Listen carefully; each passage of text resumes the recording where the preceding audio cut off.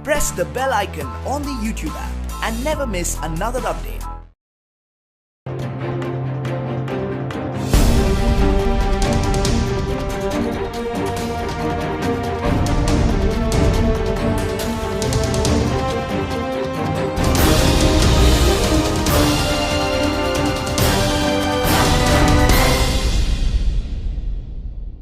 नमस्कार.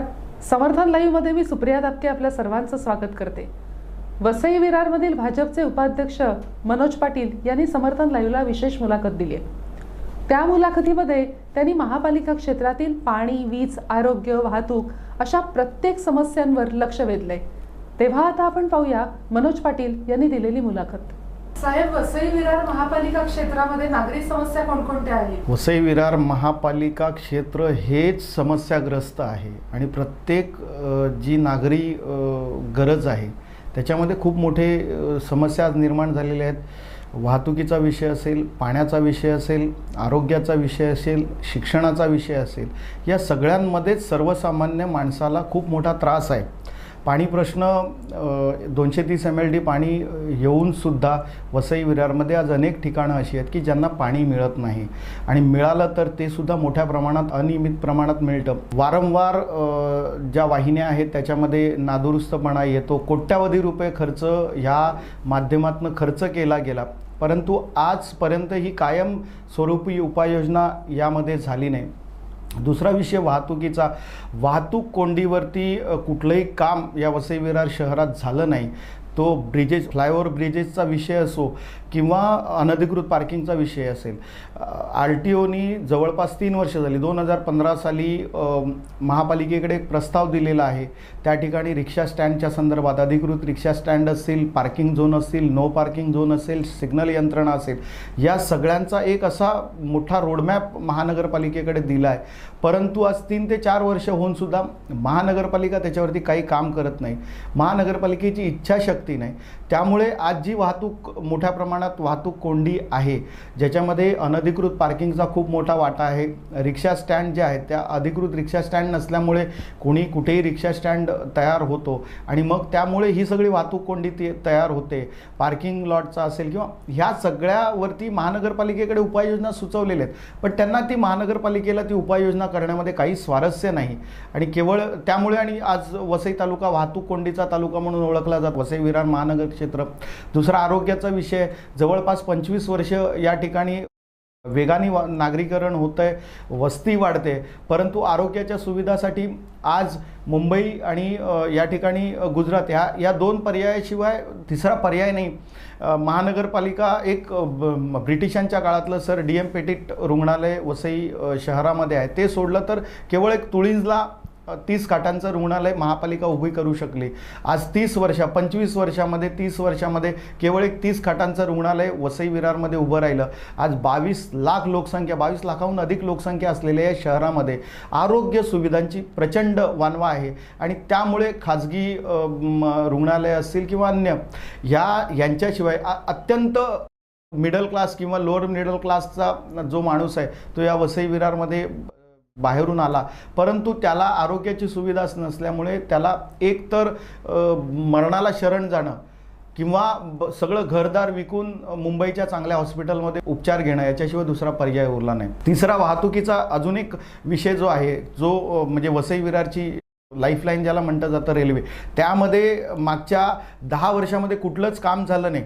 परंतु 2015 नंतर केंद्रामध्ये मोदीजींचं सरकार आलं आणि त्यानंतर स्वर्गीय खासदार चिंतामणजी वनगा असतील किंवा राजेंद्र गावित असतील यांच्या माध्यमातून रेल्वेमध्ये 6 पदरीकरण असेल किंवा नवीन गाड्या वाढवणं असेल किंवा रेल्वे सुविधांची जी वाढ आहे ही सगळी झाली. परंतु जो लोकल ट्रान्सपोर्ट आहे, आज वसई विरार महानगरपालिकेची परिवहन व्यवस्था आपण बघितली तर अत्यंत ढिसाळ आणि ती लोकांचे जीव घेण्याचं काम जे आहे, मागच्या काही वर्षामध्ये जवळपास 40-45 लोकांचे जे जीव आहेत या महानगरपालिकेच्या परिवहन व्यवस्थेने घेतले. आजही परिवहन व्यवस्था ज्या ठिकाणी पोचायला पाहिजे, खाजगी व्यवस्थेशिवाय रिक्षा आणि खाजगी वाहतूक याशिवाय दुसरा पर्याय नाही आणि त्यामुळे मोठ्या प्रमाणात परिवहन व्यवस्था व्यवस्थित नसल्यामुळे मोठ्या प्रमाणात खाजगी वाहनं रस्त्यावरती येतात आणि त्यामुळे वाहतूक कोंडीमध्ये प्रचंड मोठ्या प्रमाणात भर पडते. आज स्टेशनच्या परिसरात ज्या पद्धतीने पार्किंगची व्यवस्था असायला पाहिजे होती, ती पार्किंगची व्यवस्था महानगरपालिका करू शकली नाही. त्यामुळे कुठेही पार्किंग केल्या जातात, गाड्या रस्त्यावरती अनधिकृतपणे पार्किंग होतात आणि त्यामुळे वाहतूक कोंडी मोठ्या प्रमाणात होते. त्यामुळे समस्या या खूप आहेत. पाणी समस्येचा विषय उल्लेख झाला. त्यामुळे वसई विरारमध्ये मोठ्या प्रमाणात जो विषय अनधिकृत बांधकाम, या अनधिकृत बांधकामामुळे जी नियोजन आहे ते संपूर्णपणे कोलमडलेलं आहे. म्हणजे विजेच्या व्यवस्थेवरती मागच्या 15 वर्षामध्ये 2014च्या अगोदर विजेच्या व्यवस्थेमध्ये काही काम झालं नाही. जे पायाभूत सुविधा निर्माण व्हायला पाहिजे, ज्या वेगाने लोकसंख्या वाढते त्या वेगाने विजेची मागणी वाढते, त्या वेगाने जे पायाभूत सोयीसुविधा आहेत त्या विजेच्या याच्यामध्ये झाल्या नाही. त्याच्यावरती सत्ताधाऱ्यांनी बिलकुल लक्ष दिलं नाही. त्यामुळे आज जी परिस्थिती आहे, आम्ही 2014-15 साली हा सगळा जो विषय आहे तो ऊर्जा मंत्र्यांकडे नेला. त्यांच्या निदर्शनाने जे आणून दिलं की याच्यामध्ये जर काही सुधारणा वेगाने केल्या नाहीत तर वसईतली वीज यंत्रणा संपूर्णपणे कोलमडून पडेल. आज त्याचं जे काही आपल्याला बघायला मिळतं त्याचं जे 15-20 वर्ष जे काम झाले नाही त्याच्यामुळे हे सगळी परिस्थिती आहे. मागच्या 4 ते 5 वर्षामध्ये जवळपास 6 स्विचिंग स्टेशन ही नव्याने तयार झाली. अजून काही स्विचिंग स्टेशन्स तयार होत आहेत. मोठ्या प्रमाणात पायाभूत सुविधांवरती काम होत आहे. परंतु इतक्या मोठ्या प्रमाणातला जो लोड आहे किंवा ज्या वेगाने जे काम व्हायला पाहिजे होतं त्यामुळे ते झालं नाही. 5 वर्षाच्या सुधारणा ज्या आहेत त्या सुधारणांना सुद्धा अजूनही काही वाव आहे. अजून पुढच्या 1-2 वर्षामध्ये ती जी कामं होणार आहेत त्याच्यामुळे काही प्रश्न सुटू शकतात. पण आज जे काही विजेचा प्रश्न निर्माण झालेला आहे त्याच्यामध्ये मागच्या 15-20 वर्षामध्ये ज्या पद्धतीने काम व्हायला पाहिजे होतं ते झालं नाही, म्हणून आज ही परिस्थिती निर्माण झाली. भविष्यामध्ये पुढच्या 2-3 वर्षामध्ये काही सुधारणा होतील अशा पद्धतीने काम सुरू आहे. महापालिका विविध घोटाळ्यांनी सध्या गाजते, अनधिकृत बांधकाम असेल किंवा काही, त्याविषयी काय सांगाल? नाही, वसई विरार महापालिका आणि घोटाळे हे समीकरण आहे. म्हणजे ते महापालिकाने घोटाळ्याने गाजते नाही, महापालिकेत दुसरं काही होतच नाही, फक्त घोटाळे होतात अशी आज परिस्थिती निर्माण झालेली आहे. म्हणजे कुठलंही काम महानगरपालिकेने करायला घेतलं, ते विकास काम असेल, आरोग्याचं काम असेल किंवा सोयीसुविधा असतील, त्याच्यात घोटाळा केल्याशिवाय हे काम पूर्ण करायचं नाही अशा पद्धतीने महानगरपालिका प्रशासन आणि त्या प्रशासनावरती कोणाचा दबाव हे सगळ्या लोकांना माहिती आहे. कोण त्याच्यामध्ये सामील आहे ते कर्मचाऱ्यांना. आपली वसई विरार महानगरपालिका अशी महानगरपालिका आहे जी कुणाला सोडत नाही. आपल्या स्वतःच्या कर्मचाऱ्यांना सुद्धा लुटायला सोडत नाही. ते काय म्हणतात की ठेकेदार आणि अधिकारी मिळून कर्मचाऱ्यांना लुटतात, त्यानंतर ठेकेदार आणि अधिकारी मिळून सर्वसामान्य माणसाला लुटतात, ठेकेदार आणि अधिकारी मिळून बिल्डरांना लूट, सगळ्यांना लूट, सगळ्यांची, व्यापाऱ्यांची लूट, सर्वसामान्य माणसांची लूट. प्रत्येक गोष्टीमध्ये, अगदी औषधामध्ये, औषधही यांनी 25 कोटीची लुटून खाल्ली. आताच परवाच्या दिवशी आपण वर्तमानपत्रामध्ये ती बातमी आली असेल. स्मशानभूमीची लाकडंही त्याच्यामध्ये यांचे घोटाळे आहेत. कचरा जो उचलला जातो त्या कचऱ्याच्या विषयामध्ये यांचे घोटाळे. सिटी बांधकामामध्ये तर बघायलाच नको. बांधकाम हा सगळ्यात मोठा गाजलेला महाराष्ट्रात रेड्डींच्या कारनाम्यामुळे संपूर्ण महाराष्ट्रात जो वसई विरार महापालिका जी गाजली, खऱ्या अर्थाने जी गाजली, ती तो बांधकामाचा असेल, कर्मचाऱ्यांचा असेल, ट्रान्सपोर्टचा आपण जे विषय आहे परिवहनचा, त्याच्यामध्ये सॅटेलाइट सिटी केंद्र आणि राज्य सरकारचा जवळपास 90% निधी, म्हणजे केंद्र सरकारकडून 80%, 10% राज्य सरकार आणि 10% महानगरपालिका, अशा पद्धतीने एक सॅटेलाइट सिटीचा प्रोजेक्ट होता. याच्यामध्ये मोठ्या प्रमाणात या लोकांनी अनियमितता, गैरव्यवहार केलेला आहे, मोठ्या प्रमाणात घोटाळे केलेले आहेत. त्या सॅटेलाइट सिटीच्या अंतर्गत कुठली कामं झाली ही आज महानगरपालिका सांगू शकत नाही, त्याचे काही पुरावे देऊ शकत नाही. त्याच्यामध्ये कोट्यावधी रुपये खाल्लेले आहेत. आता पाणी गेले 10 वर्ष पाण्याच्या जो मेंटेनन्स आहे, पाईपलाईनची देखभाल दुरुस्तीसाठी कोट्यावधीची कंत्राटं निघतात.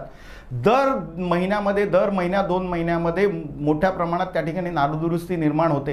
हे कोट्यावधी रुपये खर्च होऊन सुद्धा सातत्याने 10 वर्षे हेच का होत? त्यामुळे त्याच्याही मध्ये म्हणजे एकही महानगरपालिकेचं एकही डिपार्टमेंट असं नाही की ज्याच्यामध्ये घोटाळा नाही.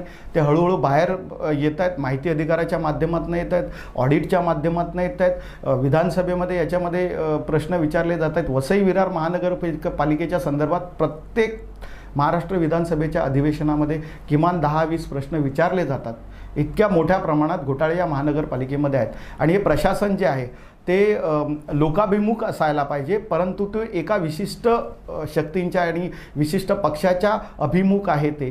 त्यामुळे ह्या ठिकाणी घोटाळे होणं हे क्रमप्राप्त. विजेचा प्रश्न किती गंभीर आहे, तसेच महापालिका विविध घोटाळ्यांनी कशी गाजते, हेच भाजपचे मनोज पाटील यांच्या मुलाखतीतून आपण आता ऐकले असेल. हा व्हिडिओ आवडल्यास लाईक करा आणि शेअर करा. इतर व्हिडिओंसाठी समर्थन लाईव्हला सबस्क्राईब करा. धन्यवाद.